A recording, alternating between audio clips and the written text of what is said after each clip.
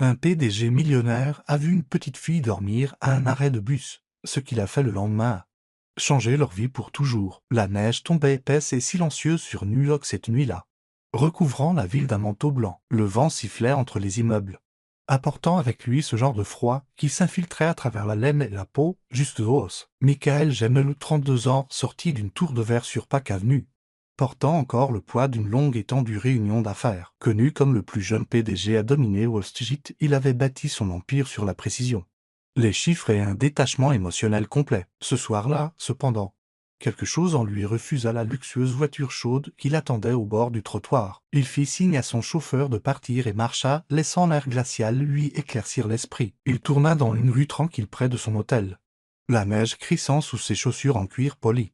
Quand le scintillement d'un lampadaire attira son regard, une petite silhouette solitaire était recroquevillée sur un banc métallique sous la lueur jaune.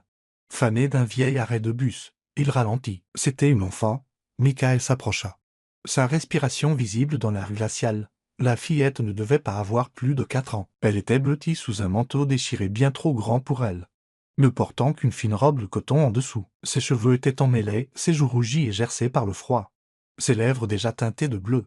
Elle dormait, ou du moins essayait. Des alarmes se déclenchèrent en lui, sans hésiter. Il s'accroupit à côté du banc et lui toucha doucement l'épaule. « Tu as une maison ?» demanda-t-il doucement. « Il fait glacial ici. Laisse-moi te conduire dans un endroit chaud. Viens avec moi. » La petite fille remua. Ses yeux s'ouvrirent étonnamment clairs.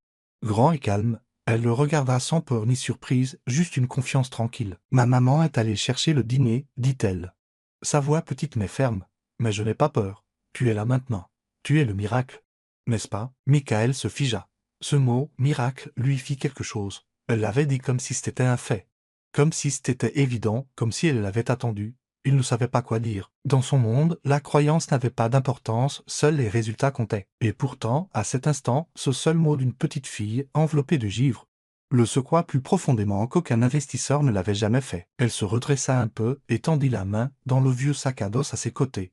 De là, elle sortit une photographie froissée et la lui tendit. « C'est ma maman, dit-elle. Elle a dit qu'elle serait de retour avant que la neige ne recouvre mes chaussures. Tu peux m'attendre avec moi jusque-là ?» Michael baissa les yeux. La neige avait déjà commencé à s'accumuler sur les bords en caoutchouc de ses baskets. Cette lui tordit quelque chose dans la poitrine. Sans un mot, il enleva son lourd manteau de laine et l'enroula doucement autour de ses petites épaules. Elle s'y enfonça instantanément, comme si c'était une couverture faite de nuages. « Comment tu t'appelles » demanda-t-il après un long silence. « Laura » dit-elle, se blottissant plus profondément dans la chaleur. Il hocha la tête, ne sachant pas quoi dire d'autre. Elle baissa à nouveau les yeux sur ses pieds. « Maman et moi restons ici parfois, » ajouta-t-elle. « Ce n'est pas si mal.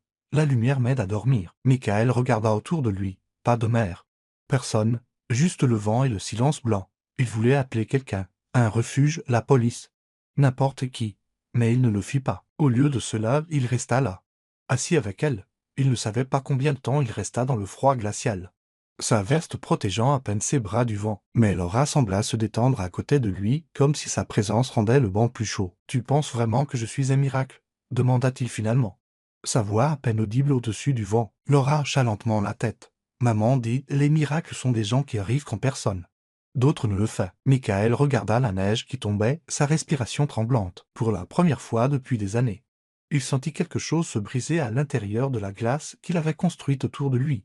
Et ainsi il resta, juste un homme et une petite fille, attendant dans la neige, ne sachant pas que dans quelques instants, sa mère reviendrait et que rien dans sa vie ne serait plus jamais pareil. Ava serra son écharpe plus fort autour de son visage, tandis que le vent hurlait dans l'allée à côté de la soupe populaire. La neige s'accrochait à ses cils, ses doigts étaient engourdis. Et le petit sac en papier qu'elle portait était déjà humide à cause du temps. À l'intérieur se trouvaient 2 récipients de bouillie de riz chaude et un seul petit pain. Le dîner de ce soir pour elle et Laura. Elle marchait rapidement, chaque pas lourd de fatigue. Elle était partie plus longtemps que d'habitude. Une file d'attente à la cuisine s'était étendue autour du pâté de maison. Et au moment où elle entra, les bénévoles étaient déjà en train de ranger. Mais elle avait souri, polie et patiente, reconnaissante pour tout ce qu'ils pouvaient lui donner. C'était la règle qu'elle suivait. Ne jamais mendier, ne jamais exiger, juste survivre. Ava avait 28 ans. Autrefois une rêveuse tranquille avec une passion pour la cuisine et un goût pour les saveurs. Elle avait travaillé comme cuisinière dans un petit bistrot de quartier avant que la pandémie ne le Força fermée. Puis vinrent les factures impayées, l'expulsion. La froide réalité que même le travail acharné pouvait vous laisser sans abri. Maintenant, elle n'était plus qu'une mère. Une mère faisant tout ce qu'elle pouvait pour protéger son enfant d'un monde qui n'avait pas de place pour eux. Ses pas s'accélérèrent alors qu'elle tournait dans la rue où se trouvait l'ancien arrêt de bus. Un endroit qu'elle avait soigneusement repéré. C'était près d'un hôpital, ce qui signifiait des lumières de patrouille. Une caméra de sécurité et un refuge à proximité qu'elle utilisait parfois pour les toiletter. Les couvertures. Le banc avait un abri partiel contre la neige et suffisamment d'espace pour que Laura puisse dormir. Si elle se recroquevillait bien. Mais ce soir, au moment où Ava tourna le coin, elle s'arrêta net. Il y avait quelqu'un. Un homme était assis sur le banc à côté de Laura. Il ne la tenait pas, mais il était proche, trop proche. Son manteau, un manteau de laine chair, était enroulé autour de sa petite silhouette. Laura était assise maintenant. Ses petites mains enfouies dans les manches, écoutant attentivement. Il parla doucement, lui racontant une histoire, peut-être. Sa voix était basse, chaude, stable. Presque comme une berceuse. Le cœur d'Ava battit la chamade. Elle laissa tomber le sac, se précipita en avant et attrapa sa fille. Laura, cria-t-elle, sa voix perçante de panique. Elle serra l'enfant dans ses bras, l'attirant près d'elle, la protégeant instinctivement. L'homme se leva rapidement, mais ne s'avança pas vers elle. Ses mains se levèrent immédiatement. Paumes ouvertes. « Je ne suis pas là pour lui faire du mal, dit-il calmement. J'étais juste assis avec elle. Elle était seule et avait froid. » Ava recula d'un pas, ses yeux scannant son visage rasé de près, jeune, sérieux et inconnu. Elle ne voyait pas de malice, mais elle ne lui faisait pas confiance non plus. « Vous n'avez pas le droit de toucher l'enfant de quelqu'un juste parce qu'il a l'air d'avoir froid. » Lança-t-elle, ses bras se serrant autour de Laura. « Je ne l'ai pas touché, dit-il doucement. Je lui ai donné mon manteau et je me suis assis avec elle. Elle m'a dit que vous reveniez. J'allais attendre que vous le fassiez. » Laura remua dans ses bras, puis sourit à moitié endormie. « Maman, il est gentil. Il est resté avec moi. Il est chaud comme Coco. » Ava baissa les yeux sur sa fille. Sa peau était moins pâle maintenant. Elle avait cessé de trembler. Elle se retourna vers l'homme, sa voix toujours sur la défensive. « Qui êtes-vous ? » « Je m'appelle Michael, dit-il. Je passais par là. » C'est tout. Il ne fit aucun geste pour récupérer le manteau. Il resta simplement là, en chemise, des flocons de neige s'accumulant sur ses épaules. Les mains toujours levées. Ava l'étudia. Ses yeux étaient stables, pas prédateurs, pas vides, juste fatigués. Comme les siens. Pourtant, elle ne dit rien. « Je peux partir si vous voulez, offrit-il. Mais peut-être pourriez-vous garder le manteau pour elle, juste pour cette nuit. » Ava regarda la laine épaisse enroulée autour de Laura. Vit comment sa fille était blottie dans sa chaleur comme si elle y appartenait. Elle expira. Lentement. « Non, dit-elle. Vous pouvez rester, pour l'instant, mais n'essayez rien. Je ne le ferai pas. » Michael hocha la tête, sa voix basse. « Je comprends. » Il se rassit. Cette fois à une distance respectable. Ava hésita, puis s'assit à côté de lui. Laura reposant sur ses genoux entre eux. La neige continuait de tomber. Pendant un moment, personne ne parla. Puis, presque à contre-cœur, Ava dit « Nous restons ici parfois, c'est plus sûr que d'autres endroits. » Michael hocha la tête sans insister. Elle l'a dit. Ava le regarda de côté. « Vous êtes vraiment resté assis avec elle ?» Il soutint son regard. Aucun enfant ne devrait être aussi seul. Pas par ce froid. Elle l'observa un instant de plus, puis détourna le regard.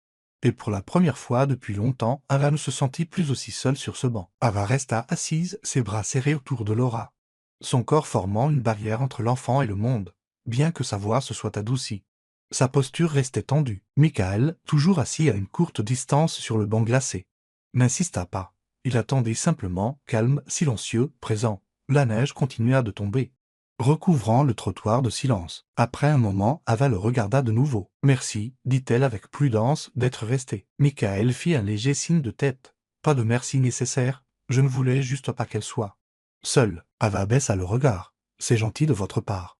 Mais la gentillesse a généralement un prix. J'ai appris ça. » Michael inclina légèrement la tête. « Pas toujours. » Ava ne répondit pas. Ses bras se serrèrent autour de Laura, comme pour la protéger de plus que le simple froid. Michael hésita, puis parla de nouveau. « Je loge dans un hôtel à proximité. C'est chaud. Propre. Vous et votre fille pourriez y passer la nuit, juste une nuit. Vous seriez plus en sécurité qu'ici. » Ava le regarda brusquement. « Et après ? Nous nous réveillons avec une facture que nous ne pouvons pas payer, ou pire. Vous devons autre chose. » Michael ne broncha pas. « Vous ne devriez rien. » Elle laissa échapper un rire amer. Bien que silencieux, c'est ce qu'ils disent tous. Rien n'est gratuit. Michael n'argumenta pas. Au lieu de cela, il baissa les yeux sur ses propres mains. Puis la regarda de nouveau. vous avez raison d'être prudente. Je respecte ça. Il se leva. Brossant la neige de ses manches, il y a un motel bon marché à environ 4 pâtés de maison. D'ici, personne ne vous dérangera là-bas, je vous y emmènerai, je paierai la nuit anonymement. Après cela, vous déciderez de la suite. Ava plissa les yeux. Pourquoi feriez-vous cela? Michael croisa son regard. Parce que je le peux. Et parce que je le veux. Cette réponse la laissa stupéfaite et silencieuse, finalement. Elle hocha lentement la tête. Nous irons, juste pour cette nuit. Il ne dit rien de plus, fit juste un petit signe de tête et attendit qu'elle se lève, soulevant Laura doucement dans ses bras. Le lourd manteau toujours enroulé autour de l'enfant comme un cocon. Ils marchèrent les 4 pâtés de maison dans un silence quasi total. Laura, à moitié endormie dans les bras d'Ava, ne remua qu'une fois pour murmurer « Je l'aime bien ». Maman, il rend l'air chaud, au motel. Michael s'approcha de la réception et s'occupa discrètement des arrangements de la chambre. Demandant à l'employé de ne pas mentionner son nom, lui il tendit une clé à Ava. « Vous serez bien ici » dit-il. Elle hocha la tête. « Merci. » Vraiment. Michael se tourna pour partir mais s'arrêta à la porte. Puis il le sentit. Une petite traction sur la manche de son manteau. Il baissa les yeux. Laura était là, les yeux grands ouverts, sa voix un murmure. « Tu reviendras demain ?» J'ai encore une partie de l'histoire du miracle à raconter. Michael sentit sa poitrine se serrer. Il s'accroupit légèrement pour la regarder dans les yeux. « J'essaierai, dit-il doucement. J'aimerais l'entendre. » Elle sourit, satisfaite. Puis courut auprès de sa mère. Michael sortit. La neige avait ralenti et la ville scintillait d'un blanc silencieux. Il resta là un long moment, incertain de ce qu'il ressentait. Pendant des années. Tout ce qu'il faisait avait été guidé par la stratégie, par la logique, par les chiffres, mais cette nuit, il avait agi selon autre chose. Quelque chose en quoi il n'avait pas eu confiance depuis longtemps, son cœur. Et cela l'avait mené ici à une inconnue, une petite fille. Une histoire de miracle pas encore finie. Et pour la première fois depuis ce qui semblait une éternité, Michael ne voulait pas s'en aller. Michael était assis dans son bureau le lendemain matin, un café refroidissant à côté de lui. Mais son esprit était loin des rapports trimestriels ou des réunions de conseil. Il n'arrivait pas à arrêter de penser à la femme et à l'enfant de la nuit précédente. Il y avait quelque chose chez Ava, quelque chose de calme et d'inébranlable. Une force qui ne réclamait pas l'attention mais commandait le respect. Elle avait toutes les raisons de s'effondrer, de mendier, de se rendre aux circonstances. Mais elle ne l'avait pas fait, et Michael ne pouvait se défaire de l'image d'elle assise silencieusement sur ce banc. Les épaules carrées face au vent, tenant sa fille comme un bouclier. Sans comprendre pleinement pourquoi, il appela son assistante. « J'ai besoin d'une enquête discrète. » dit-il. Son nom est Ava, entre 25 et 30 ans, elle a une fille nommée Laura. Je crois qu'elle a travaillé dans la restauration. Pas d'implication policière, rien d'agressif. Juste savoir qui elle est. Son assistante ne posa pas de questions, elle ne le faisait jamais. Cet après-midi-là. Un simple dossier arriva dans sa boîte de réception. Ava Bennett, 28 ans. Ancienne cuisinière dans un restaurant familial à Brooklyn qui a fermé pendant la pandémie. Pas de casier judiciaire, une expulsion enregistrée, actuellement sans adresse connue. Fréquentant les soupes populaires et les refuges de Midtown, elle avait été irréprochable toute sa vie et pourtant, le monde l'avait rejetée en marge. Michael ferma le dossier et s'adossa, silencieux. Le soir suivant, au lieu de rentrer chez lui, il se rendit à la cuisine communautaire du centre-ville. Discrètement financé par l'une des branches caritatives de son entreprise, il se tint près de l'entrée, le col de son manteau relevé, observant à travers la vitre givrée. À l'intérieur, Ava travaillait. Elle portait un tablier emprunté et un pôle trop grand, ses cheveux attachés lâchement. Elle se déplaçait avec une aisance acquise, coupant des légumes, remuant une énorme marmite de ragoût, servant les bols avec soin. Mais ce n'était pas seulement son habileté qui le frappait. C'était sa grâce. Elle saluait chaque personne en ligne, d'un signe de tête ou d'un petit sourire. Elle se lavait les mains entre chaque étape. Elle servait tout le monde avant même de penser à elle-même. Plus tard, quand les plateaux furent vides et que la cuisine commença à se calmer, Ava s'assit un instant sur une caisse dans le coin arrière, sirotant une tasse de thé tiède. Michael entra finalement, la surprenant. « Je suis désolé, » dit-il. « Je ne voulais pas interrompre. » Ava posa sa tasse, prudente mais pas désagréable. « Qu'est-ce que vous faites ici ? » « Je soutiens cet endroit, » dit-il simplement, discrètement. « Je voulais voir comment il est utilisé. » Elle haussa un sourcil. « Et maintenant vous avez vu. » Michael hésita, puis dit « Vous êtes doué pour ça. »« Je cuisinais, répondit-elle, avant tout ça. Je pourrais vous aider, offrit-il. Vous donner une petite allocation, rendre ça officiel. » Rien d'énorme et stable. Ava secoua la tête. « Je ne demande pas la charité. »« Ce n'est pas de la charité, dit Michael. C'est reconnaître une valeur. » Elle le regarda longuement, puis hocha la tête. « D'accord, je cuisinerai. Mais seulement si je le fais à mes conditions. » Cette nuit-là, elle resta tard pour préparer le lendemain. Michael traîna à proximité, feignant de vérifier son téléphone, mais en réalité, il la regardait travailler. C'était apaisant d'une certaine manière. Comme observer quelqu'un restaurer l'ordre dans un monde chaotique. Une marmite qui mijote à la fois. Plus tard, alors qu'elle sortait par la porte de derrière. Il la suivit à une distance respectueuse. Elle ne rentra pas directement chez elle. Au lieu de cela, elle marcha 2 pâtés de maison plus loin, tourna un coin.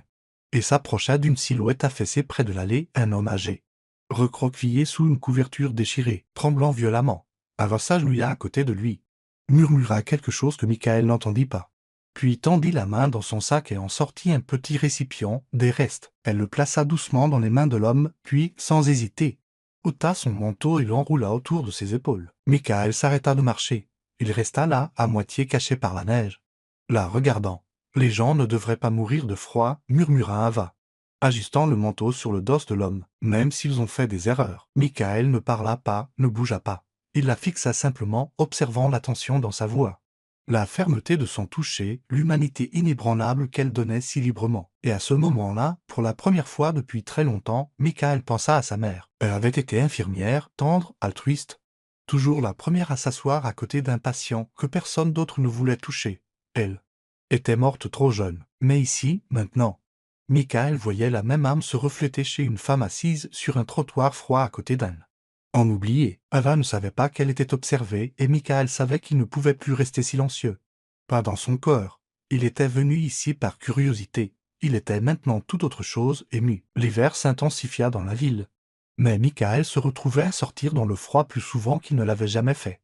Auparavant, cela commença un soir. Ava était en train d'emballer les restes de nourriture de la cuisine communautaire dans des récipients en papier comme Michael lui offrit, doucement. « Ça te dérange si je me joins à toi ?» Elle hésita, incertaine s'il était sérieux. « Pour livrer ça, ajouta-t-il, soulevant délicatement l'un des sacs. Ava l'observa un instant, puis lui tendit une boîte. « Tu auras besoin de gants.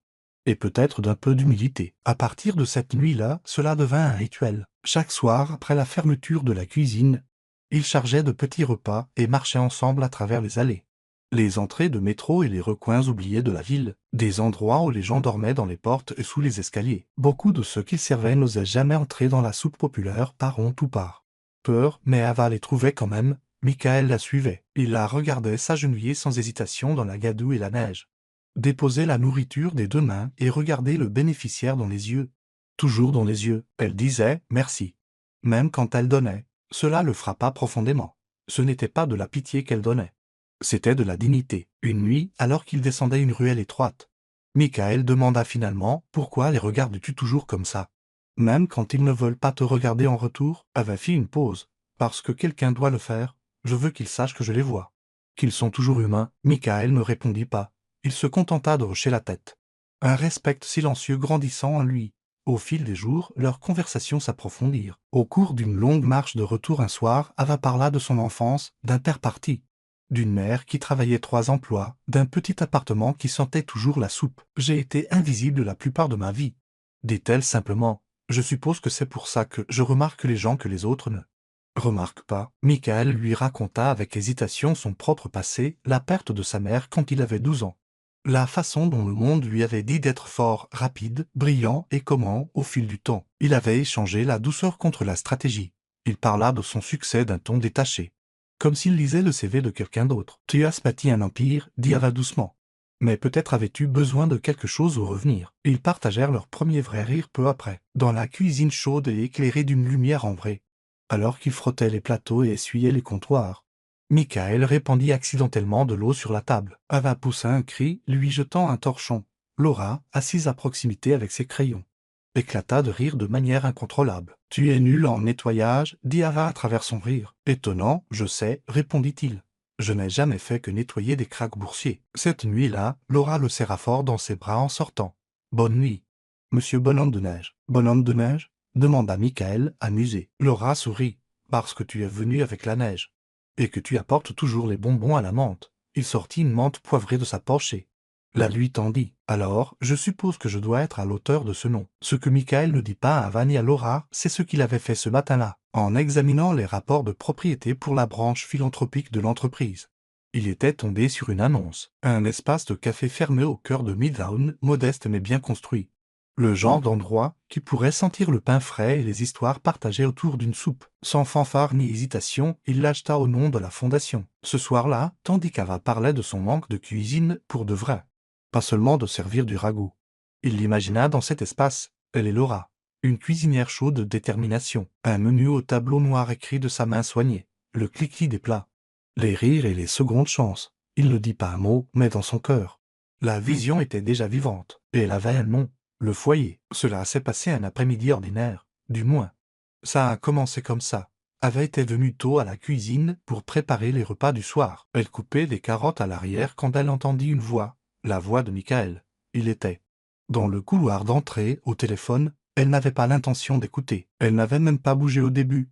Mais quand elle entendit son nom, son corps se figea. Nous avons finalisé l'achat de la propriété. Le foyer ouvrira comme prévu, disait Michael. Eh oui.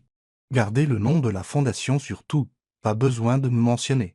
Ava ne sait toujours pas. Il y eut une pause, puis la voix de son assistante, plus douce mais claire. Vous êtes sûr? C'est un investissement important. Michael répondit sans hésitation. Elle le mérite. Le couteau dans la main d'Ava tomba sur la planche à découper. Elle se sentit étourdie. Michael. Le nom la frappa de plein fouet maintenant. Bien sûr, elle l'avait déjà entendu. Dans les titres, dans les admirations murmurées des bénévoles, sur la couverture d'un numéro de Forbes qu'elle avait vu des années auparavant dans une salle d'attente. L'homme au trait serré avec des yeux froids dans une entreprise de plusieurs milliards de dollars, et il était là, chaque jour, silencieux, souriant, chaleureux, faisant la vaisselle, livrant de la nourriture. Menteur. Elle sortit de la cuisine juste au moment où Michael se tournait, mettant fin à l'appel. Leurs regards se croisèrent, elle ne parla pas. Elle n'en avait pas besoin. Son visage pâlit. « Ava, attends, vous m'avez menti, dit-elle, sa voix plate mais tremblante. Tout ce temps, vous. Je n'ai pas menti, dit-il rapidement. Je ne t'ai pas tout dit. Ce n'est pas mieux. Il fit un pas de plus. Je n'essayais pas de te piéger. Je voulais être vrai avec toi. Pas le titre, pas le nom. Elle secoua la tête. Mais ce n'est pas le nom. Michael, c'est pourquoi vous êtes venu. Pourquoi vous avez aidé. Pourquoi vous êtes resté. Il ouvrit la bouche mais elle le coupa. Vous m'avez fait sentir que je comptais, que je l'avais mérité, mais maintenant je réalise que je n'étais qu'un projet. Une autre de vos petites donations discrètes. Non, dit-il, sa voix rauque. Tu te trompes. Tu n'as jamais été un projet. Tu étais. Non, dit-elle, reculant. Vous pouvez me donner tout l'argent du monde, mais ne me prenez pas ma dignité. Me faites pas semblant que j'ai besoin de vous pour survivre. Ces mots le frappèrent plus fort qu'il ne s'y attendait, avant qu'il ne puisse répondre. Elle s'était retournée, avait retiré son tablier et était sortie. Michael resta dans la cuisine vide pendant longtemps, laissant autour de lui le cliquetis des casseroles, le faible ronronnement du réfrigérateur, se fondirent dans un bruit statique. Elle était partie, et il sentit que quelque chose de vital lui avait été arraché. Cette nuit-là, il retourna à son penthouse. Un espace rempli de tout ce que l'argent pouvait acheter, de hautes fenêtres, des meubles de désigner, une vue imprenable sur la ville. Mais il ne s'était jamais senti aussi vide. Le silence n'était plus paisible, il était suffocant. Pendant les 3 jours suivants, Michael traversa son travail comme un fantôme. Son personnel le remarqua. Les mails restaient sans réponse. Il annula des réunions. Il cessa de répondre aux appels. Et chaque matin, il se retrouvait à marcher sur le même chemin, devant l'arrêt de bus où ils s'étaient rencontrés pour la première fois, espérant voir une petite silhouette dans un manteau trop grand. Elle n'était jamais là. Il s'arrêta aussi à la cuisine, une fois, juste pour se tenir dehors. Juste pour écouter. Il n'y avait pas de rire, pas de chaleur, pas d'ava. Il essaya de se raisonner. Il s'agissait d'aider, de gentillesse, du foyer. Mais au fond, il savait que ce n'était plus la vérité. Il n'était pas resté toutes ces nuits pour la charité. Il ne l'avait pas regardé depuis l'ombre juste pour se sentir utile. Il était resté parce que quelque chose dans sa constance l'avait ancré. Il était tombé amoureux sans même s'en rendre compte. Et maintenant qu'elle était partie, tout ce qui avait autrefois donné forme à sa vie, les accords, les fusions, les chiffres semblaient n'être que du bruit. Un soir, il chargea lui-même un sac de restes de repas et parcourut le chemin qu'ils prenaient ensemble. Dans les ruelles familières, autour des coins gelés, devant les marches de la vieille église où Ava avait l'habitude de laisser des couvertures supplémentaires, il ne trouva personne. Au dernier arrêt, la rue la plus tranquille de toutes, il se tint seul sous un lampadaire vacillant. Le vent traversait son manteau. La neige dansait. Dans la lumière comme de la poussière, il ferma les yeux, et il se souvint de sa voix. « Je n'ai pas besoin d'être sauvé. J'ai besoin de me sentir comme une personne. » Michael ouvrit lentement les yeux, puis à voix haute à personne.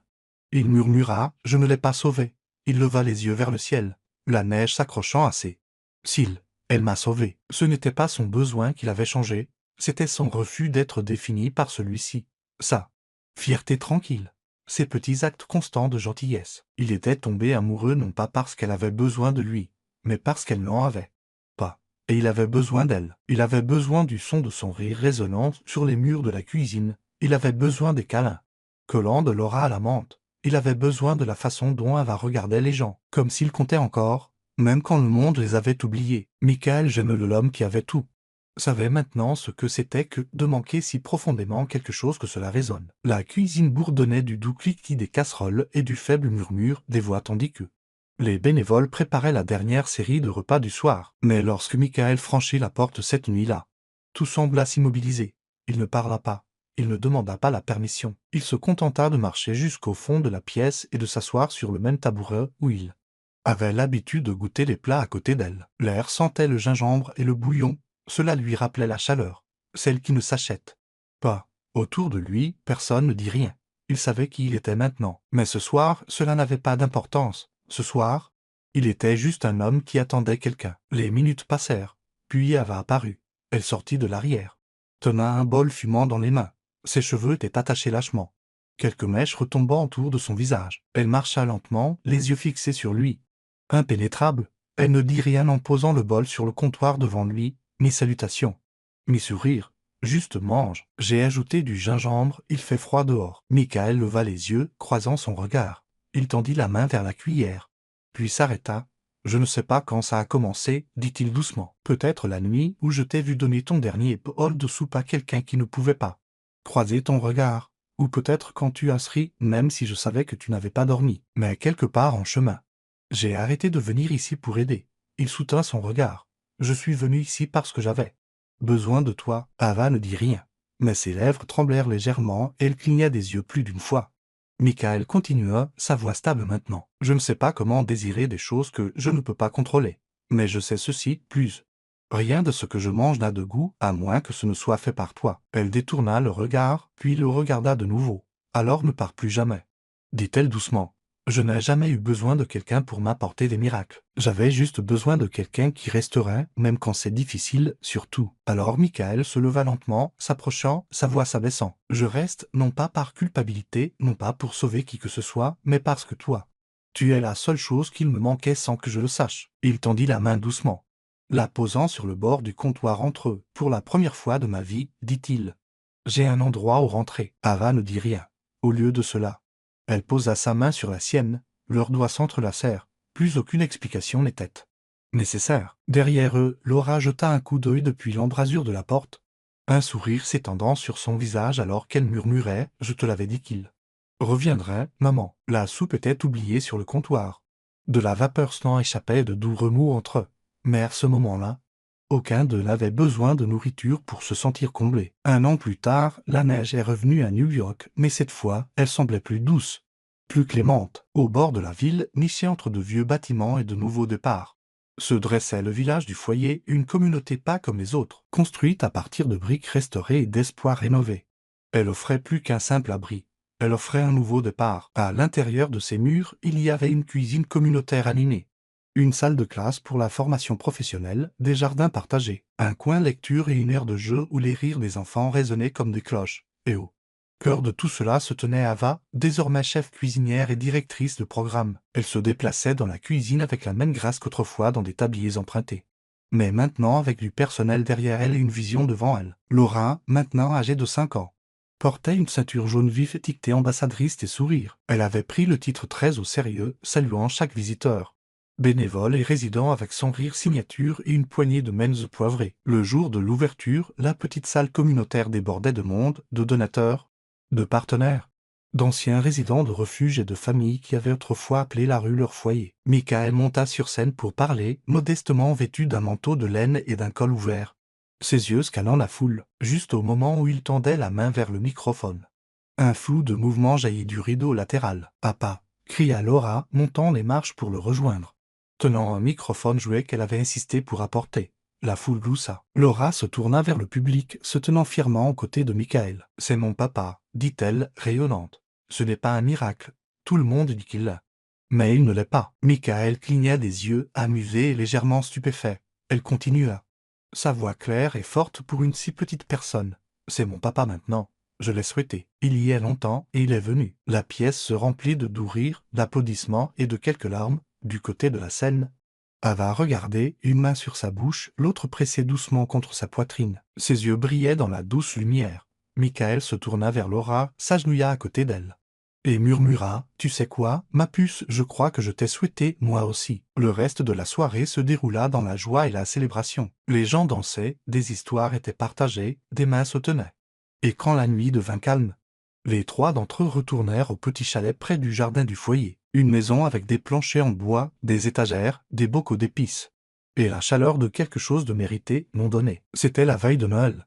Dans la cuisine, Ava coupait un gâteau aux pommes épicées, tandis que Laura s'agenouillait sur le rebord de la fenêtre. Regardant le ciel à la recherche de lanternes, Michael se tenait à proximité, tasse à la main. Les regardant avec un regard qui contenait plus que de la gratitude, il contenait la paix. Dehors, des lanternes en papier s'envolaient du village du foyer, portant des vœux griffonnés d'une écriture enfantine et d'une cursive maladroite. Laura s'exclama, « Je crois que celui-là est le mien. » J'ai souhaité plus de câlins. Michael entoura de ses bras Laura et Ava, les serrant fort tandis que la chaleur du four, le parfum de la cannelle tourbillonnait autour de lui. Ava posa sa tête sur son épaule et murmura, « Nous souhaitions autrefois un miracle. » Michael sourit doucement, les yeux fixés sur le ciel. « Mais il s'avère, dit-il, serrant son étreinte, que tu étais le miracle que je n'ai jamais osé demander. » Et sous un ciel rempli de lanternes, de rires et de douce neige, leur petite famille se tenait enveloppée de lumière, non seulement celle de la saison, mais de quelque chose de plus profond, l'amour, le foyer et un avenir enfin construit sur les deux. Si cette histoire a touché votre cœur, vous n'êtes pas seul. Parfois, les miracles les plus puissants ne sont ni grandioses ni bruyants. Ce sont de simples actes de gentillesse, un bol de soupe, un manteau partagé dans le froid, une main tenue en silence. On les trouve chez les gens qui choisissent de rester et d'aimer sans avoir besoin de sauver. Chez Soul Stojin Story, nous croyons en la beauté des vrais moments, de l'espoir né de l'adversité et des secondes chances qui changent des vies. Si vous croyez en ces choses aussi, nous vous invitons à vous abonner à notre chaîne. Rejoignez notre communauté de cœurs qui croient encore en la bonté, en la guérison, et en des histoires qui nous rappellent qui nous sommes vraiment. Parce que parfois, il suffit d'une seule histoire pour émouvoir votre âme. Abonnez-vous maintenant, et laissez la prochaine histoire vous trouver.